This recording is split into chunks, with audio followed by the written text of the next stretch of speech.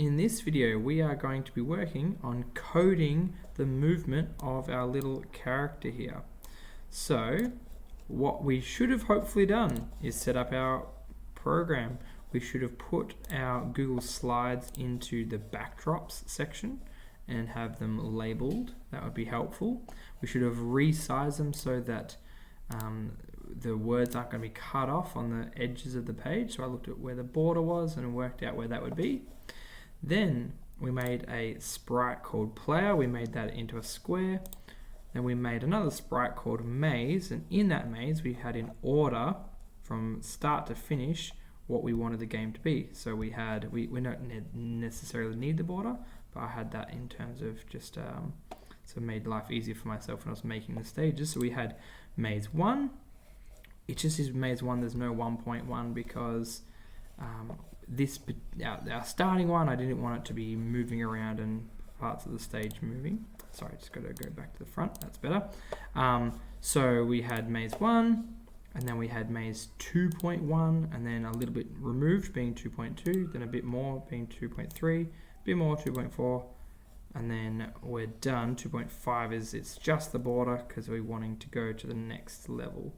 So then I had 3.1, 3.2, so on and so forth, and then all the way up to the 4s where I'm going to have my big kangaroo in this picture until just a border for the last page. Hopefully that's all set up. If not, rewatch the previous video, and if you absolutely need help, you can upload just the full thing called level sprite number 3, I think, and then rename it to maze, and then you're all set up. So let's begin coding. I'm going to click on player, and I'm going to have a event. I'm going to have when the green flag is clicked, I'm going to want to appear at a certain spot. So let's double check where it is. Click on maze, click on costumes, then click on maze 1. That's where we want to begin with. So looking here, I want to be about here. Great. So with the game paused, not green flag clicked, so it's on the stop button, you can see here it's told me the X and Y axis of the character. So I'm going to have to go motion and say go to X and Y, and it'll automatically put in the two numbers that were here because the game's paused. If the game was in play, it wouldn't do that. So that's a good start. If we go to maze, we want to do the same thing. We want to go to events when the green flag is clicked, and we're wanting it to go to 0, 0. That's the origin of the screen, right in the center. So it's not going to be accidentally, if I can drag it, it's not going to be off like that. So when I hit go, it'll automatically snap into the middle.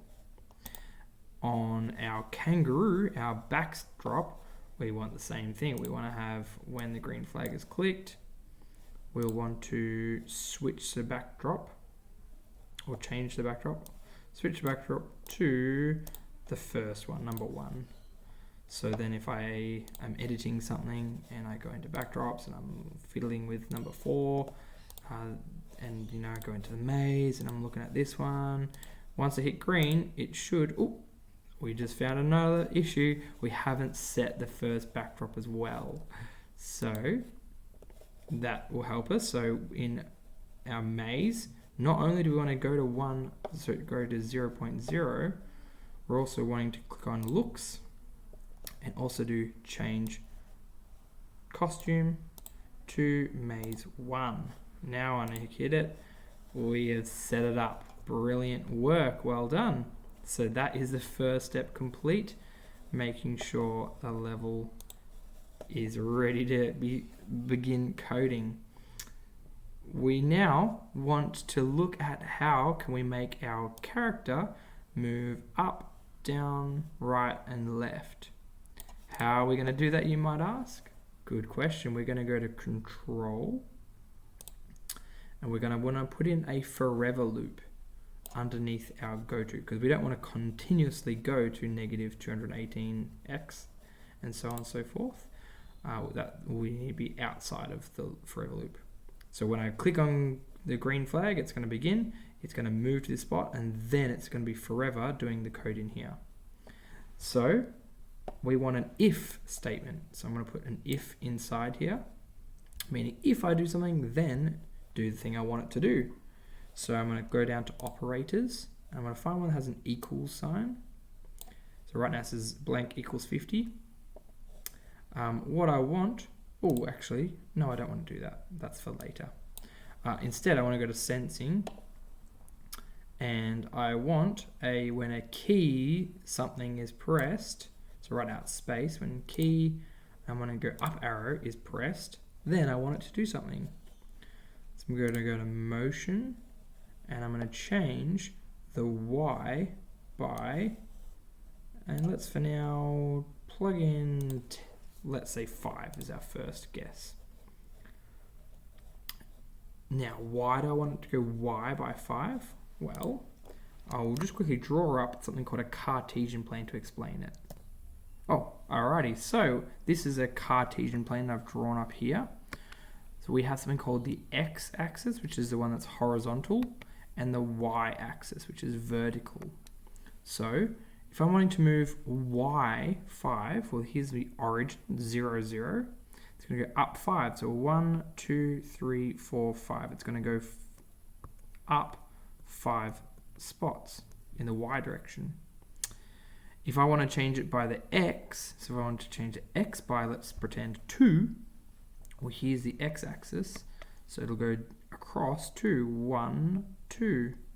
So I want to go up 5 and then across 2. It'd be 2 to the axis of x. So hopefully that makes sense. So if we're ever working with the y variables, we're going up. And if we're ever doing x, we're going right. So what happens if you put in a negative number? If I did negative 5, well, then it will actually be going down. So if I do negative 5, instead of going up, I'm going to go from the origin, which is 0, down 5. So 1, 2, 3, 4, 5. Here is where my negative 5 y is. Same with x. If I go negative 2, I'm going to go backwards 2. So I'm going left if I'm going negative. Hopefully that makes sense. So positive numbers, if it's y, it goes up. And if it's x, it goes right. And negative numbers, y, it goes down. And x, it goes left. If you're not sure, you can just try it out and hopefully it'll work. So we're going to go, if we are pressing the up arrow key, we'll change y by 5. I'm going to right hand click on the if, click on duplicate. So now I've got that again. I'm going to put it underneath, and I'm going to say if I press the down arrow, I'm going to go minus 5. So that minus button's right next to the 0, the hyphen. If you're finding it hard to click on the if and click duplicate, well, what you could do is click on controls, click on the if, go to sensing, click on the key space pressed button, change it to now the next thing. So we're going to go right. So we want to go in positive x. So I'm going to go right arrow, click on motion. Now, if you had earlier clicked on duplicate, you will need to realize that, remember, now we're wanting to go y instead of, so x rather than y. So we're wanting to change the x this time by positive 5. And then that means, and by the way, you can just delete by dropping them off to the left here. And that means I can right hand click, duplicate, and go move x by negative 5. All right, let's try that. Hit the green flag. Press up, I go up, down, I go down, right. Oh, hang on, what's happened? I'm pressing right and nothing's happening. Can you notice my mistake? Well, I've got, if I press the right arrow, go positive 5. If I press the right arrow, go negative 5. Uh-oh, it's staying still. I need to change this to, you guessed it, the left arrow. Now, if I press the flag, let's see. Forwards, backwards, right, and left. Thank goodness. So now our next issue is we are going over the lines of the maze. That's no good. So the next thing is we're going to need to put in a collision. What happens when you hit the walls? There's many ways we can do that. We're going to hit stop. The way I'm going to teach you here is sensing color. So we're going to put in another if. So I'm going to go to controls, another if. So for now, I'm just going to put it out here. We'll move it in later. I want a sensing, and I want to say if they are touching the color, and the color is going to be black. To be super precise, we could bring it right to brightness 0, and that should be right. Or, in fact, even better, will be click on this eyedropper. And if I click on this black here, or in fact, maybe even, yeah, actually I'll just go to the border. If I click on this black here, hopefully it's gone 0, 0, 0, which is right what I want. So it means if I'm touching this black color, then I want it to do something. So I'm going to put it right under the change y by +5. So let's think about it. We've got, if I'm pressing the up arrow, and if I'm touching the black color, then what do I want to do? Well, I want to, whoops, that's not what I wanted. I want to change my y by -5, which just means when I'm touching a wall, instead of going up 5, if I'm touching black, I want to go backwards 5, even though I'm hitting forwards. So that means I can never go forwards if I'm touching a wall when I'm going forwards. I'll explain that better. That wasn't very detailed. I'll right hand click on this, duplicate it, and again, I want to put that now in here. I mean, whenever I'm moving down and I'm touching a wall, I want to go +5. So let's test that out. I hit the green flag, I hit forwards, and I can't, I'm hitting forwards right now, and I can't go past this wall. Every time I'm hitting forwards, nothing happens. Because in the game, technically I moved up 5, and then it realized it was touching black, so it went down 5. So when I'm pressing up, all I get to see is nothing happens, which is perfect. That's what we want to see. When I hit down, same thing happens. I hit the thing, and then it doesn't go any further down because it's going down by 5, and then realizing it's touching black, then it goes up 5 without me even noticing. That's so handy. Click right and left, nothing happens because we haven't coded it yet. So what are we going to need to do? Do the same thing. So again, as a reminder, controls, if, I think the bell's about to go, so sorry if it is a bit loud. Click on sensing. We want touching the color. In fact, to make it life easier, I'm just going to right hand click touching color. Put that in there. And we, instead of Y, we want it to be X. So motion, change the X by 5. And remember, because we're going to go, in fact, I might duplicate it just so it saves time. I remember, because we're going to put this one in the turning right. So if we're going right and we're touching a wall, we want to go backwards 5. So it's always the opposite. And then here, go just after, we are going +5. So as a recap, we're going up, we go 5. If we're touching black and going up, we go -5, Y. So have a look at that. Make sure yours looks identical to mine. Making sure the forever loop's on the outside.